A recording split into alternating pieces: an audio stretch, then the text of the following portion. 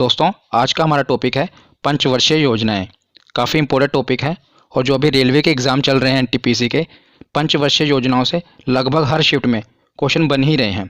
तो मैंने इस टॉपिक से जितने भी ऑब्जेक्टिव टाइप के क्वेश्चन बनते हैं सभी को इस वीडियो में कवर किया है। तो ये वीडियो आपके लिए काफ़ी हेल्पफुल होने वाली है। आप इस पूरे वीडियो को एंड तक ज़रूर देखें और अगर आपको एंड में लगे कि आज आपने कुछ नया सीखा तो इस चैनल को सब्सक्राइब करके बेल आइकन ज़रूर प्रेस करें। तो चलिए बिना देरी किए हुए वीडियो को शुरू करते हैं। तो चलिए वीडियो को शुरू करते हैं और अब हम समझते हैं पंचवर्षीय योजनाओं के बारे में। तो वीडियो को शुरू करने से पहले मैं बता देता हूं कि आज हम क्या क्या कवर करेंगे।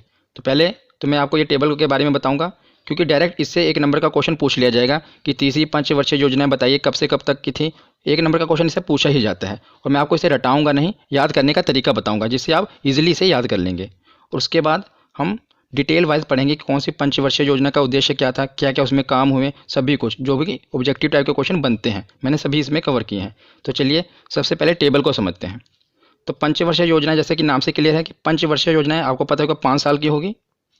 आपको सबसे पहले तो ये याद रखना है कि शुरू हुई कब से हुई और कब खत्म हुई। तो 1951 से शुरू हुई थी पंचवर्षीय योजना और कब तक की थी आखिरी 2017। उसके बाद आपको पता है कि नीति आयोग आ गया, मैं आपको उसके आगे बताऊंगा, उसके चर्चा बाद में करूंगा। पहले पंचवर्षीय योजनाओं के बारे में पढ़ते हैं। तो कई लोग क्या करते हैं, इसे याद करना शुरू कर देते हैं कि 1951 से 56, फिर 56 से 61। हमें ऐसा नहीं याद करना, हमें ये देखना है कि देखिए आपको ये याद होना चाहिए कि कितनी टोटल योजनाएं थी पंचवर्षीय। 12 योजनाएं थी। आप देख रहे हैं ना, पहली दूसरी तीसरी इसे लेकर 12 पंचवर्षीय योजना बनी थी। उसमें आप ये देख रहे हैं कि 3 साल के मैंने गैप दिए हैं, 1 2 और ये 3 गैप हैं। इसमें ये 3 गैप इसलिए हैं कि किसी कारणवश इन सालों में पंचवर्षीय योजना नहीं बनी थी और वार्षिक योजनाएं बनी थी। वार्षिक योजनाएं बनी थी जिस कारण ये आप हाईलाइट भी मैंने कर दिया है। इसे आप याद रखेंगे ना, बाकी आप कवर कर लेंगे। तो इसे याद कैसे रखना है मैं आपको बताता हूँ। देखिए सबसे पहले वार्षिक योजना बनी थी जिसे योजना अवकाश का नाम दिया गया 1966 से लेकर 1969 तक। किस कारणवश ये मैं आपको आगे बताऊंगा, पर अभी अब हमको ये याद करना है कि टेबल कैसे याद करना है। तो 1966 से 69 तक जिसे योजना अवकाश का नाम दिया गया, ये 3 साल तक की वार्षिक योजनाएं बनी थी। और ठीक उसके 12 साल बाद, ये याद करने का तरीका कि हाँ हम कैसे याद करेंगे, ठीक उसके 12 साल बाद फिर योजना अवकाश लिया गया और वार्षिक योजनाएं चलाई गई। फिर ठीक उसके 12 साल बाद आप देख रहे हैं ना, 1966 में अगर आप 12 ऐड करेंगे तो 1978 आएगा। फिर 1978 में फिर आप 12 ऐड करेंगे तो 1990 आएगा। तो 3 बार योजना अवकाश लिया गया और इससे काफ़ी बार क्वेश्चन पूछा गया कि पहला योजना अवकाश कब लिया गया, दूसरा योजना अवकाश कब लिया गया और तीसरा योजना अवकाश कब लिया गया। बस आपको पहला याद होना चाहिए 1966। आप सीधा उसमें 12 ऐड करेंगे तो 1978 आ जाएगा, तब दूसरा योजना अवकाश लिया गया। अवकाश समझ रहे हैं ना कि पंचवर्षीय योजना को छोड़कर वार्षिक योजना चलाई गई जिसे योजना अवकाश का नाम दिया गया। फिर 1978 में 12 पे ऐड कर देंगे तो 1990 आ गया। बस ये आप याद रखना है कि पहला जो योजना अवकाश था ये 3 सालों के लिए था, दूसरा 2 सालों के लिए था और तीसरा भी 2 सालों का। बस पहले जो था वो 3 सालों के लिए था और 3 ही योजना अवकाश थे और 12-12 साल के बाद योजना अवकाश लिए गए। अब देखिए आप टेबल कैसे ईजिली याद करते हैं।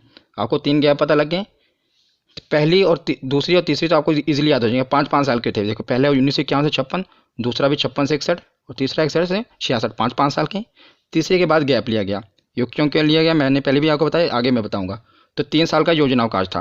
अब इसके बाद आपको सीधा याद होना चाहिए, इसके बाद +12 1978 में ही योजना अवकाश होगा और उसके बीच में लगातार योजनाएं चलेंगी। दो बार लगातार, चौथी पाँचवीं आपको याद हो ही जाएगा। 1969 74, फिर 74 से 78।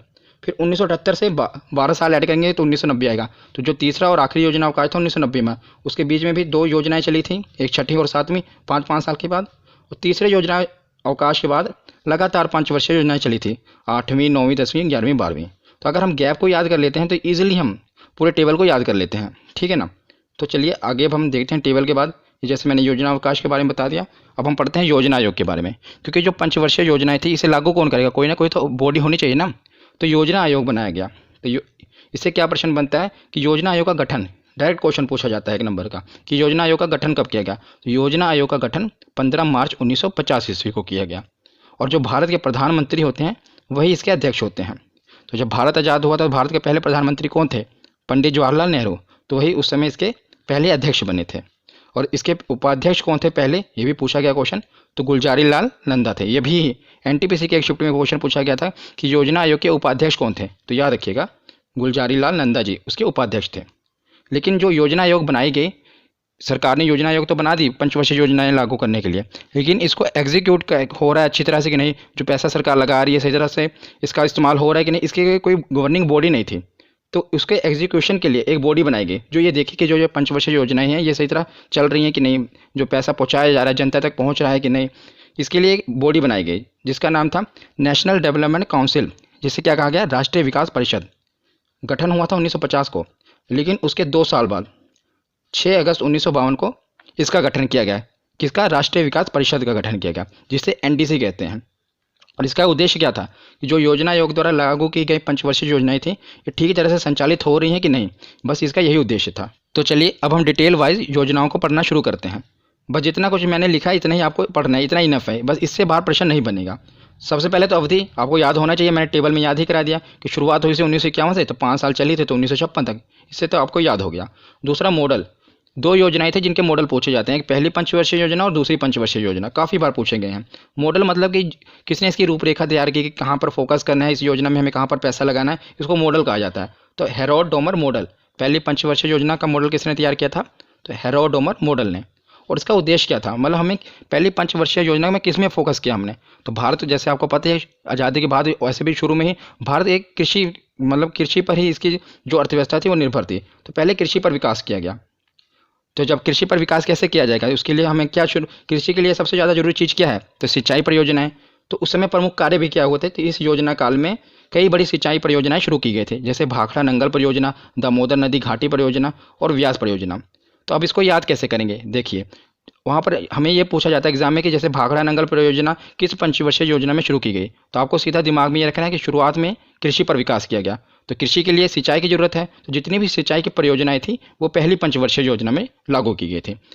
अब उसके बाद हम देखते हैं दूसरी पंचवर्षीय योजना, तो उससे 5 साल पहले 1951 से 56, फिर 56 से 61, ये दूसरी अवधि थी, ठीक है। उसके बाद इसका मॉडल किसने तैयार किया था, तो इसका मॉडल तैयार किया था पीसी महालनोबिस। किसने? पीसी महालनोबिस मॉडल कहा जाता है दूसरी पंचवर्षीय योजना का। और इसमें क्या उद्देश्य था, मतलब मेन फोकस इसमें किसमें किया गया, तो पहले पंचवर्षीय योजना में तो हमने कृषि पर फोकस किया, पर भारत में कृषि की जैसे पता है कृषि के साथ साथ रोजगार भी चाहिए, क्योंकि जो कृषि है ये सीजनल होती है और ज़्यादातर बेरोजगार ही रहता है आदमी, तो उसके साथ साथ औद्योगिक विकास भी चाहिए, कारखाने भी चाहिए। तो फिर औद्योगिक विकास पर जोर दिया गया।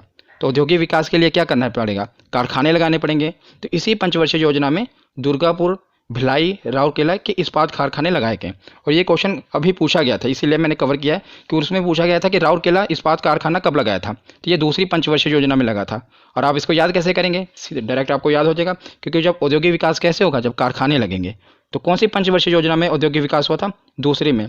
और कौन कौन से जो ये दुर्गापुर, भिलाई, राउरकेला कारखाने कब लगे थे, तो दूसरी पंचवर्षीय योजना में लगे थे, ठीक है। फिर उसके बाद तीसरी पंचवर्षीय योजना आई, तो ये सीधे डायरेक्ट 5 साल, क्योंकि अभी कोई योजना अवकाश नहीं है। तीसरे के पंचवर्षीय योजना के बाद ही योजना अवकाश आया था, तो 1961 से लेकर 1966 तक। और इसमें क्या उद्देश्य रखा गया, तो इसमें उद्देश्य रखा गया आत्मनिर्भरता और कृषि एवं उद्योग दोनों का विकास। पहले में कृषि का विकास, दूसरे में औद्योगिक विकास, और इसमें दोनों कृषि और औद्योगिक दोनों विकास रखे गए, ठीक है। तो औद्योगिक और कृषि दोनों विकास रखे गए, तो दोनों पर फोकस किया गया।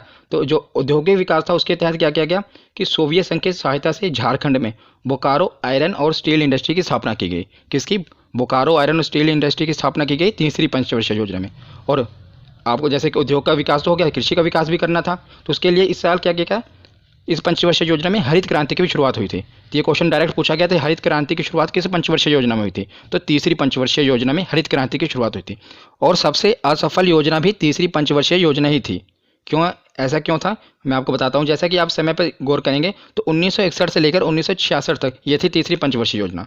तो आपको पता होगा कि 1962 में भारत का जो चीन से युद्ध हुआ, तो एक युद्ध हुआ है भारत का चीन से, उसके बाद 1965 में फिर पाकिस्तान ने भारत पे हमला कर दिया, तो फिर भारत का पाकिस्तान से युद्ध हुआ, और पाकिस्तान को आपको पता ही है, बाकी तो इतिहास ही है। और उसके बाद 1966 में सूखा भी पड़ गया, मतलब कंगाली में आटा गीला। पहले तो 2 युद्ध भारत ने झेले, और उसके बाद 1965 में सूखा, भयंकर सूखा पड़ा था, जिस कारण ये जो योजना थी ये सबसे असफल योजना थी। मतलब जो भी टारगेट रखा था भारत ने इस पंचवर्षीय योजना में कि हम इतने जीडीपी को हासिल करेंगे, उतना उससे आधी हासिल हुई थी, ठीक है ना। तो सबसे असफल योजना कौन सी थी, तीसरी पंचवर्षीय योजना। और कारण आपको पता लग गया कि उसमें भारत का चाइना से युद्ध हुआ, फिर पाकिस्तान का युद्ध हुआ, फिर सूखा पड़ गया। इसी कारण था जो मैंने आपको बताया था ना कि योजना अवकाश क्यों लेना पड़ा, इसी कारण, क्योंकि इतना कुछ होने के बाद जो भारत की जो अर्थव्यवस्था थी ये पटरी से उतर चुकी थी। इसके लिए अब क्या किया गया कि हम पंचवर्षीय योजना नहीं बनाएंगे, हम वार्षिक योजना चलाएंगे ताकि जो भारत की अर्थव्यवस्था है पहले इसको पटरी पर लाया जाए, फिर हम रखेंगे टारगेट। इसलिए 3 साल की वार्षिक योजनाएं बनाएंगे जिसे योजना अवकाश का नाम दिया गया। इसीलिए लिखा मैंने कि तीसरी पंचवर्षीय योजना के विफल होने के कारण इसे रोक दिया गया और 3 वर्षों की अवधि के लिए वार्षिक योजना चलाई गई। अब उसके बाद फिर लगातार चलेगी और इसके 12 साल बाद फिर योजना अवकाश लिया जाएगा, ठीक है ना। तो चौथी पंचवर्षीय योजना, अब इसमें कोई मॉडल हमने याद नहीं रखना, बस इसका अवधि आपको याद रखनी है 1969 से 74। जैसे आपको पता है कि 3 साल का अवकाश लिया गया, उसके बाद 1969 से 74 5 साल की योजना चली। और इसमें क्या उद्देश्य था कि स्थिरता के साथ आत्मनिर्भरता और कृषि तथा सिंचाई पर महत्व दिया गया। कृषि और सिंचाई पर महत्व दिया गया। सबसे इंपॉर्टेंट है इसमें कि इसी योजना में भारत की कृषि वृद्धि दर सबसे अधिक रही थी। मतलब जितनी भी पंचवर्षीय योजना बनी थी सबसे अधिक कृषि दर किस पंचवर्षीय योजना में थी, तो याद रखिएगा चौथी पंचवर्षीय योजना में। और इसमें प्रमुख कार्य क्या हुआ थे, तो 14 बैंकों का राष्ट्रीयकरण हुआ था, ये काफ़ी इंपॉर्टेंट है। और जो इसरो की स्थापना भी इसी पंचवर्षीय योजना में थी। ये तो दोनों काफ़ी इंपॉर्टेंट है, याद रखिएगा। चौथी पंचवर्षीय योजना में 14 बैंकों का राष्ट्रीयकरण हुआ था, नेशनलाइजेशन हुआ था, और जो इसरो की स्थापना भी चौथी पंचवर्षीय योजना में ही हुई थी। तो चौथे के बाद अब हम पढ़ते हैं 5वीं पंचवर्षीय योजना। ये भी काफ़ी इंपॉर्टेंट है, मैं आपको बताऊंगा क्यों इंपॉर्टेंट है। तो इसका अवधि थी 1974 से 78 तक, और इसका उद्देश्य था गरीबी उन्मूलन और आत्मनिर्भरता पर बल। ये आपसे नहीं पूछा जाएगा, आपसे पूछा क्या जाएगा, मैं आपको डायरेक्ट बताता हूँ। आपसे ये पूछा जाएगा कि गरीबी हटाओ का नारा कब दिया गया। तो 5वीं पंचवर्षीय योजना में 1974 से 78 के दौरान इंदिरा गांधी की सरकार थी, और गरीबी हटाओ का नारा दिया गया था कब, 5वीं पंचवर्षीय योजना में। आपको से बस यही क्वेश्चन पूछा जाता है कि बताइए गरीबी हटाओ का नारा कब दिया गया था, तो आपको बताना कि 5वीं पंचवर्षीय योजना के दौरान। और ये एक इकलौती ऐसी योजना थी पंचवर्षीय योजना जो केवल 4 साल चली थी। बाकी जितनी भी पंचवर्षीय योजना है 5 साल चली थी। हाँ, योजना अवकाश वो अलग बात है, उसे पंचवर्षीय योजना में काउंट नहीं किया गया, लेकिन ये इकलौती पंचवर्षीय योजना थी जो केवल 4 साल चली थी। और आप इसे याद कैसे रखेंगे, पंचवर्षीय योजना कितने साल की होती है, 5 साल की, तो 5वीं ही पंचवर्षीय योजना थी जो केवल 4 साल की थी। पंचवर्षीय योजना 5 साल की होती है, लेकिन जो 5वीं पंचवर्षीय योजना थी ये केवल 4 साल की थी। इसे आप याद रख सकेंगे। और गरीबी हटाओ का नारा भी इसी पंचवर्षीय योजना के दौरान दिया गया था। ये 4 साल क्यों चली थी, इसके पीछे ये कारण था कि जो 4 साल के बाद क्या हुआ, इंदिरा गांधी की सरकार गिर गई थी और जनता पार्टी की सरकार आ गई। तो जो जनता पार्टी की सरकार में प्रधानमंत्री बने थे मोरारजी देसाई जी, और उनकी सरकार ने क्या किया कि वो जो पंचवर्षीय योजना थी उसे बंद कर दिया और वार्षिक योजना चलाई गई। तो यह वार्षिक योजना 2 साल की चलाई गई, जिसे दूसरा योजना अवकाश का नाम दिया गया। तो मोरारजी देसाई के नेतृत्व में पंचवर्षीय योजना को बंद कर दिया गया और वार्षिक योजना चलाई गई। तो मोरारजी देसाई की सरकार 2 साल ही चली, उसके बाद फिर से इंदिरा गांधी की सरकार आ गई और उन्होंने छठी पंचवर्षीय योजना को लागू कर दिया। तो छठी पंचवर्षीय योजना की अवधि कब तक रही, 1980 से 1985 तक। और मेन उद्देश्य क्या रखा गया, जैसे कि आपको बताया ना, 5वीं पंचवर्षीय योजना में उन्होंने क्या उद्देश्य रखा था कि गरीबी को हटाना है, पर वो 4 साल ही चली।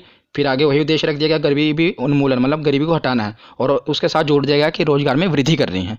तो रोजगार में वृद्धि कैसे होगी कि हमारे जैसे भारत की जो अर्थव्यवस्था थी कृषि पर आधारित थी, तो ज़्यादा से ज़्यादा कृषि को लोन देने के लिए तो इसीलिए उस साल क्या किया गया, नाबार्ड की स्थापना की गई। और यही क्वेश्चन पूछा जाता है कि नाबार्ड की स्थापना किस पंचवर्षीय योजना में की गई थी, तो छठी पंचवर्षीय योजना में की गई थी। नाबार्ड की फुल फॉर्म क्या होती है, national bank for agriculture and rural development. मतलब कि एक ऐसा बैंक जो कि एग्रीकल्चर और रूरल डेवलपमेंट करेगा, मतलब कि कृषि पर जो आधारित है उनको लोन देगा और ग्रामीण विकास करेगा। इसलिए छठी पंचवर्षीय योजना में नाबार्ड की स्थापना की गई थी, आपको याद रखना है। उसके बाद हम देखते हैं 7वीं पंचवर्षीय योजना। तो ये 7वीं पंचवर्षीय उसने 5 साल बाद 1985 से 90, और इसका उद्देश्य क्या था, रोजगार, शिक्षा तथा जन स्वास्थ्य का विकास। ये तीनों आपको ये मतलब पूछा नहीं जाएगा, रोजगार, शिक्षा तथा जन स्वास्थ्य का विकास। मैं आपको बताता हूँ इसमें पूछा क्या जाएगा। तो इसमें प्रमुख कार्य क्या होते हैं कि पहली बार क्या होता है, गरीबी की माप, यही पूछा जाएगा कि गरीबी की माप सबसे पहले इस योजना के दौरान किस कमेटी ने की थी, लक्कड़वाल समिति द्वारा की गई थी। कि पहली बार हमें देखा गया कि जैसे हम कहते हैं कि गरीबी हटाओ, पर पता भी तो होना चाहिए कि कौन किसे गरीब कहा जाए, किसे अमीर कहा जाए। तो जो ये डेफिनेशन थी गरीबी की माप सबसे पहले इस योजना के दौरान लक्कड़वाल समिति, कौन सी कमेटी याद रखना, लक्कड़वाल समिति, इसी ने बताई थी कि कौन गरीब है, मतलब कितनी कैलोरी भोजन किसको नहीं मिल रहा है, किसके पास किस चीज़ से वंचित है, वो गरीब कहलाएंगे। तो इसी के लिए भोजन, काम और उत्पादन का नारा भी इसी योजना में दिया गया। किसका, भोजन, काम और उत्पादन। ये दोनों चीज़ें आपको याद रखनी है कि गरीबी की माप कौन सी पंचवर्षीय योजना में हुई थी, 7वीं पंचवर्षीय योजना में। किसने, लक्कड़वाल समिति। और भोजन, काम और उत्पादन का नारा भी इसी योजना के दौरान दिया गया था। और इसके बाद तीसरा योजना अवकाश ले लिया गया। तीसरा योजना अवकाश क्यों लिया गया, क्योंकि जो 1990 से 1992 के दौरान भारत आर्थिक संकट से जूझ रहा था। इसी कारण वार्षिक योजना फिर से चलाई गई, क्योंकि ताकि जो भारत की अर्थव्यवस्था से थी वो फिर से पटरी पर आ सके, इसलिए फिर से वार्षिक योजना चलाई गई। और ये तीसरी और आखिरी योजना अवकाश था। उसके बाद फिर से लगातार पंचवर्षीय योजना ही चली थी। फिर आगे देखते हैं 8वीं पंचवर्षीय योजना। इसकी अवधि थी 1992 से 97, और उद्देश्य क्या था कि मानव संसाधन का विकास। सबसे ज़रूरी चीज़ क्या होती है? Human development. तो मानव संसाधन का विकास किया जाए और इसके लिए क्या किया गया कि प्रधानमंत्री रोजगार योजना चलाई गई। तो ये सबसे इंपॉर्टेंट है। ये 1993 ईस्वी में चलाई गई थी, शुरू की गई। ये भी याद रखना कि प्रधानमंत्री रोजगार योजना कब शुरू की गई। तो ये 8वीं पंचवर्षीय योजना में शुरू की गई थी 1993 ईस्वी को, ठीक है ना। उसके बाद हम देखते हैं ये 9वीं और 10वीं पंचवर्षीय योजना, इसे एक साथ कवर कर लेते हैं क्योंकि इससे ज़्यादा कुछ पूछा नहीं जाता, पर फिर भी आप इसे कवर कर लें। 10वीं पंचवर्षीय योजना से पूछा जाता है, पहले हम 9वीं को देखते हैं। तो 9वीं पंचवर्षीय योजना, उसके 5 साल 1997 से 2002। इसका उद्देश्य क्या क्या रखा गया कि न्यायपूर्ण वितरण एवं समानता के साथ विकास। न्यायपूर्ण वितरण मतलब कि जो भी हम सरकार दे रही है पैसा, वो न्यायपूर्ण सही तरह से जाए और समानता के साथ विकास, ठीक है ना। तो 10वीं पंचवर्षीय योजना देखते हैं क्योंकि इससे ज़्यादा क्वेश्चन बनते नहीं हैं, फिर भी हमने पढ़ लिया। 10वीं पंचवर्षीय योजना से क्वेश्चन बनता है और क्या बनता है मैं आपको बताता हूँ। पहले तो इसकी अवधि याद रखनी है कि 2002 से 2007, और गरीबी और बेरोजगारी को समाप्त करना इसका उद्देश्य था। और पूछा इसमें ये जाता है कि अगले 10 वर्षों में प्रति व्यक्ति आय दुगनी करना, ये उद्देश्य कब रखा गया था। तो ये 10वीं पंचवर्षीय योजना में रखा गया था। सीधा आप इसे याद कैसे कर सकते हैं? एक तो 10वीं पंचवर्षीय योजना और 10 वर्षों में ही प्रति व्यक्ति आय को दुगनी करना, कि इसमें ये उद्देश्य रखा गया था कि हम भारत जो है आने वाले 10 सालों में जो उसकी प्रति व्यक्ति है उसे दुगुना कर देगा। तो ये 10 वर्षों में लक्ष्य रखा था और 10वीं पंचवर्षीय योजना में ये लक्ष्य रखा था। इससे आप सीधा ये लिंक कर सकते हैं, ठीक है ना। और उसके बाद हम देखते हैं 11वीं पंचवर्षीय योजना। अब बस यही दो बची हमारी, 11वीं पंचवर्षीय योजना और 12वीं पंचवर्षीय योजना। तो 11वीं पंचवर्षीय योजना की अवधि थी 2007 से 2012 तक, और इसका उद्देश्य रखा गया कि तीव्रतम और समावेशी विकास, यानी भारत की रैपिडली ग्रोथ होनी चाहिए, तीव्रतम और समावेशी विकास। और आखिरी योजना है 12वीं पंचवर्षीय योजना, और काफ़ी इंपॉर्टेंट है क्योंकि ये पूछी जाती है कि 12वीं पंचवर्षीय योजना कब से कब तक की थी। तो आप इसे सीधा याद रख सकते हैं कि 2012 से 17। कैसे? ये तो ये 12वीं पंचवर्षीय योजना शुरू भी 2012 में हुई थी, सीधे आप याद रख लेंगे 2012 में कौन सी योजना शुरू हुई थी, तो 12वीं पंचवर्षीय योजना, और 5 साल ऐड कर देंगे तो 2012 से 17, इसकी अवधि सीधे डायरेक्ट निकल जाएगी। और इसका उद्देश्य क्या था? वही पुराना, तीव्र और समावेशी, पर साथ में जोड़ा क्या गया? सतत विकास। सतत विकास क्या कि उस दौरान यूएनओ की मीटिंग हुई थी और जितनी भी डेवलपिंग कंट्री थी उनके साथ उन्होंने कुछ 17 पॉइंट दिए थे। सतत विकास के अंदर 17 पॉइंट आते हैं, जैसे गरीबी मिटाओ, भूखमरी दूर करना, ये सब कुछ 17 पॉइंट थे जिससे फोकस करना था। तो भारत ने इसे अपने पंचवर्षीय योजना में जोड़ लिया कि हम भी ये सतत विकास जो है फॉलो करेंगे और ये जो 17 पॉइंट है इन्हें प्रॉपर फॉलो करेंगे, ठीक है ना। तो 12वीं पंचवर्षीय योजना का उद्देश्य क्या था? तीव्र, समावेशी और सतत विकास। उसके बाद क्या हुआ कि 1 जनवरी 2015 को, जैसा कि आप जानते हैं कि मंत्रिमंडल के एक प्रस्ताव से योजना आयोग, जो ये प्लानिंग कमीशन था, इसकी जगह एक नई संस्था आई जिसे नीति आयोग का नाम दिया। अब वही नीति आयोग है जिसके दौरान ये सरकार हमारी काम कर रही है। तो अब पंचवर्षीय जो प्लानिंग कमीशन था उसे खत्म कर दिया गया और 2015 में ही नीति आयोग का गठन कर दिया गया। तो आज की ये वीडियो यहीं पर ख़त्म होती है। आशा करता हूँ आपको अच्छी लगी होगी। धन्यवाद।